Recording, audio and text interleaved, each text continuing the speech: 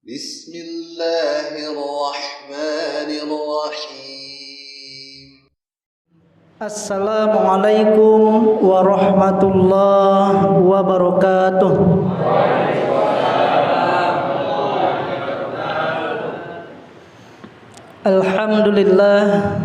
Alhamdulillahilladzi khalaqal mauta wal hayata liyabluwakum ayyukum ahsanu amala wa huwal azizul ghafur.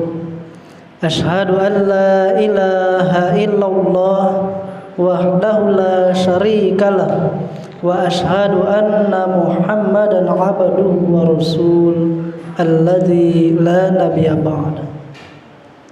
Allahumma shalli ala sayyidina Muhammad wa ala alihi wa sahbihi ajma'in. Amma ba'd. Bapak Ibu yang dirahmati Allah, saya berdiri di sini tidak untuk mengajari, tak bermaksud untuk menggurui, namun saya di sini hanya ingin menyampaikan, marilah kita bermuhasabah diri, marilah kita renungkan sebuah perkataan Allah yang Allah titipkan dalam Al-Quran, dalam surah, yaitu dalam satu surah ini, ayat ini diulang-ulang sampai 31 kali. Apa bunyinya, Bu? Fabi ayyi ala'i rabbikuma tukadziban. Apa kata Allah, Bu? Lalu nikmat mana lagi yang kau dustakan, kata Allah. Lalu nikmat Tuhanmu yang mana lagi yang kau dustakan, kata Allah. Ini, Bu, kalau bisa kita bilang, ini pertanyaan sambil marah loh, Bu. Kalau semisalnya ibu mempunyai anak yang ibu lahirkan bertaruh nyawa, ibu besarkan berperas keringat sampai dia besar, ibu sekolahkan, ibu berikan pendidikan yang hebat, ibu berikan pakaian yang mantap sampai dia sukses. Ibu belikan dia mobil, kereta, bahkan rumah, bahkan istrinya ibu carikan. Namun ketika dia sukses, dia membangkang sama ibu, dia durhaka kepada ibu. Lalu ibu bertanya, bertanya sama dia, bukan marah. Kalau ibu marah, kau udah kubesarkan dari kecil, udah kusekolahkan, udah kubelikan ini itu. Pasti dalam hati anak itu, nanti ku ganti, Ma. Tenang aja, Mama. Pasti itu jawabannya kan, Bu? Nanti ku ganti. Tapi ibu marahnya, apa lagi yang kurang sama Nak? Apa lagi yang kurang sama Nak, kata ibu.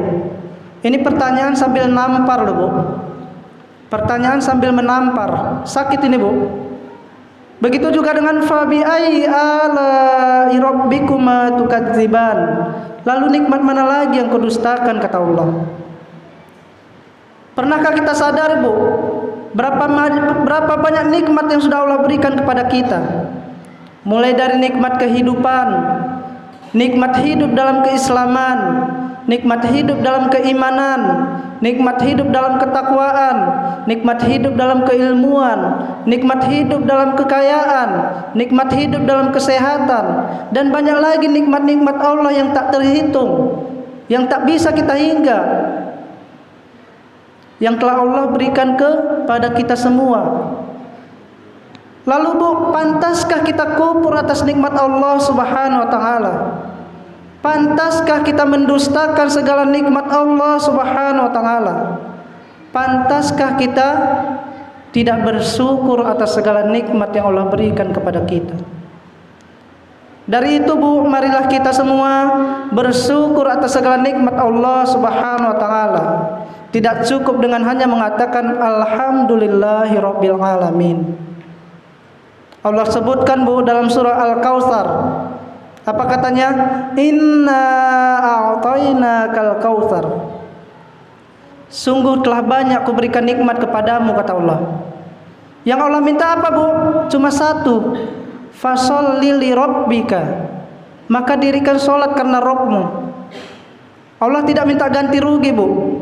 Allah tidak minta harta ibu. Bahkan ibu kalaupun tidak sholat, Allah tidak rugi. Tidak menurunkan derajat Allah sebagai Tuhan kita. Namun kita yang rugi, Bu.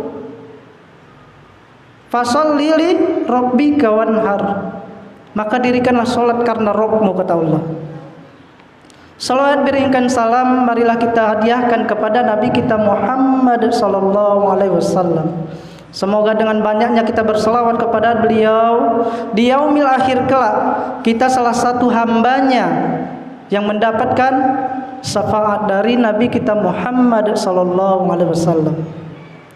Bapak Ibu yang dirahmati Allah, dalam Al-Qur'an surah Al-Baqarah ayat 183 menyebutkan, ya ayyuhalladzina amanu kutiba alaikumus syiyam kama kutiba alal ladzina min qablikum la'allakum tattaqun. Hai orang-orang yang beriman. Yang dipanggil siapa, Bu? Orang-orang yang beriman, Bu. Allah tidak menyebutkan dalam ayat itu ya ayuhan nas, hai sekalian manusia. Allah tidak sebut itu, Bu. Ya ayuhal malaikah, Allah tidak sebut malaikat. Padahal malaikat itu makhluknya yang paling suci. Ya ayuhan nabi, Allah tidak memanggil nabi, Bu. Yang Allah panggil siapa? Ya ayyuhalladzina amanu, hai orang-orang yang beriman, kata Allah. Diwajibkan atas kamu berpuasa sebagaimana yang telah diwajibkan atas orang-orang sebelum kamu, kata Allah. Agar kamu bertakwa. Apa tujuan puasa, Bu? Agar bertakwa. Tujuan puasa itu cuma satu, agar kita bertakwa. Tujuan puasa itu bukan Idul Fitri.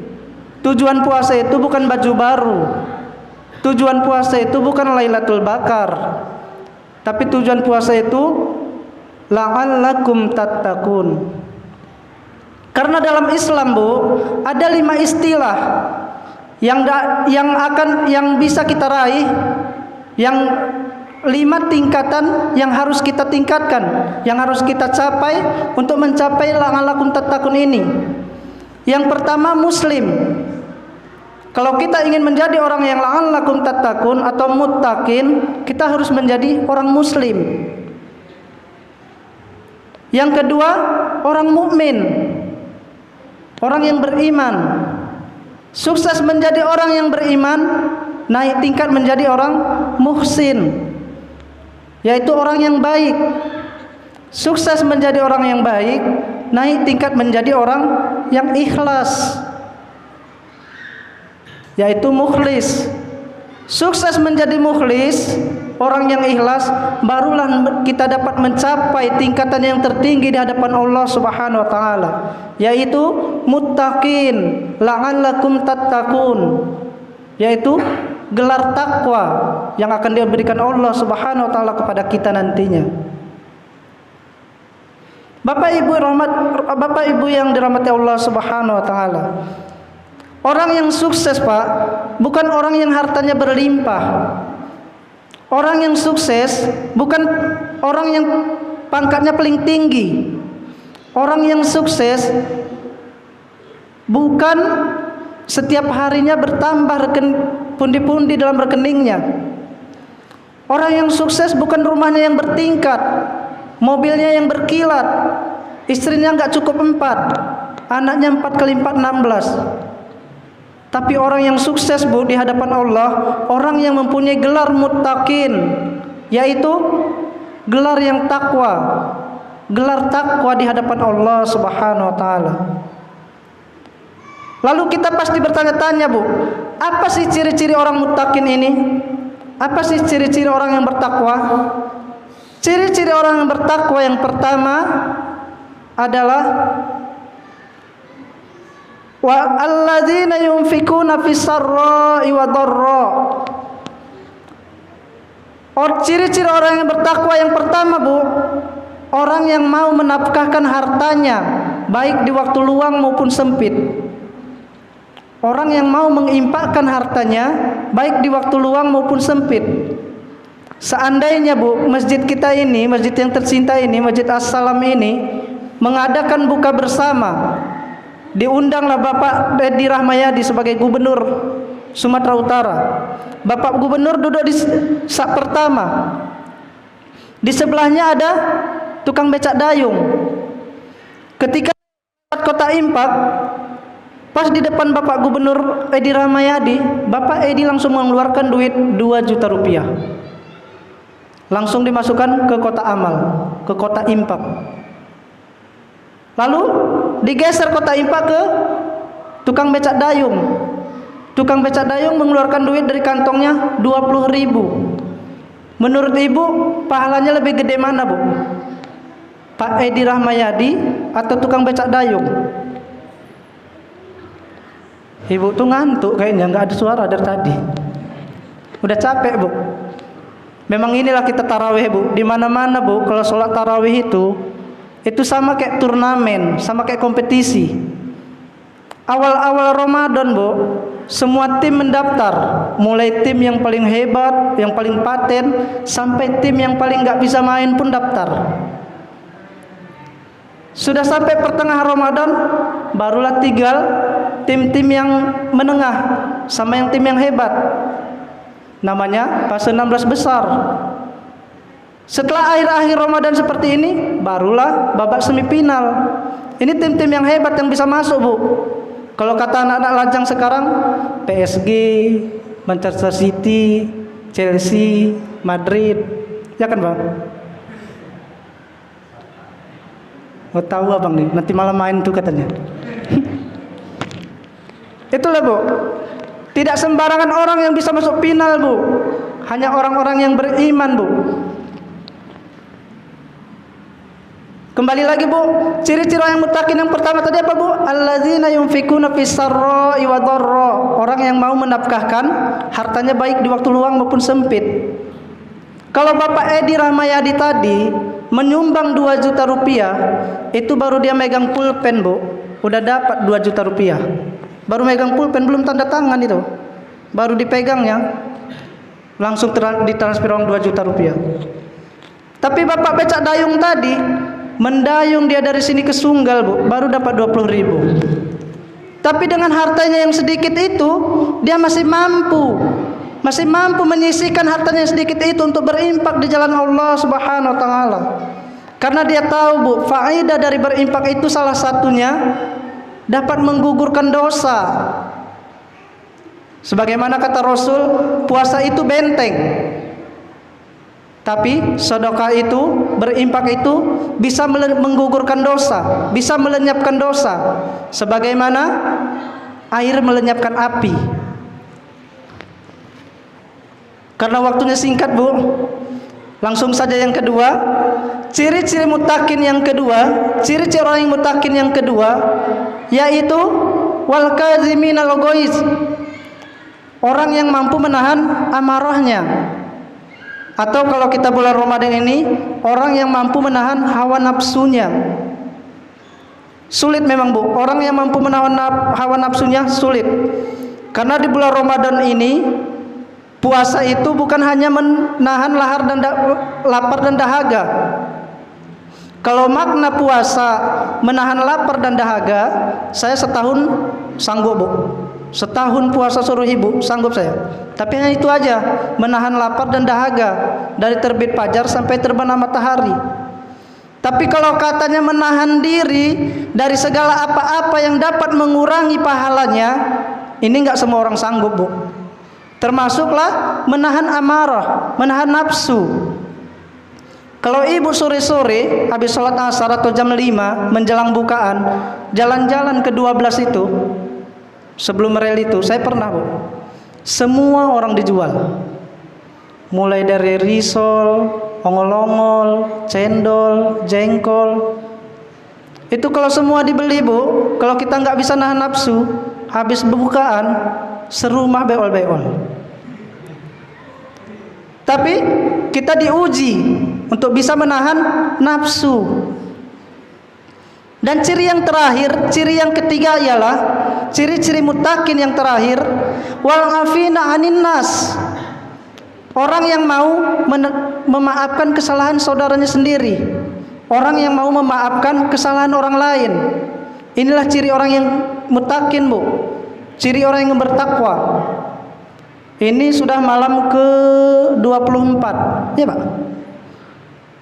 6 hari lagi kita Aidil Fitri. Nanti Bu, ketika sholat Aidil Fitri,